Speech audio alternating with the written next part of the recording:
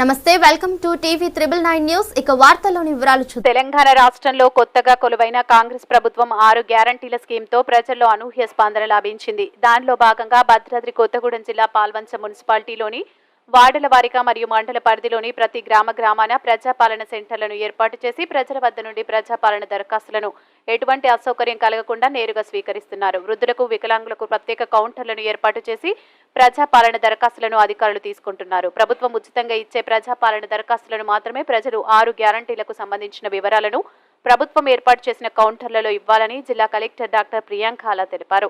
ఈ కార్యక్రమంలో పాల్వంచ నాగరాజు, ఎంపీఓ నారాయణ మరియు తదితర అధికార సిబ్బంది పాల్గొన్నారు.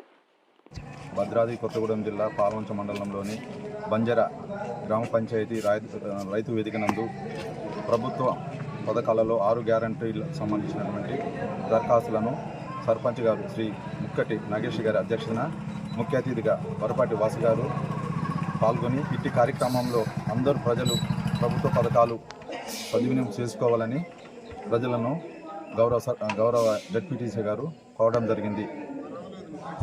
ఈ కార్యక్రమంలో ఏపీఎం రాంబాబు గారు, ఏఈ ఇరిగేషను, ఏఈఓ, పంచాయతీ కార్యదర్శి, వివిధ శాఖలు అధికారులు పాల్గొనడం జరిగింది.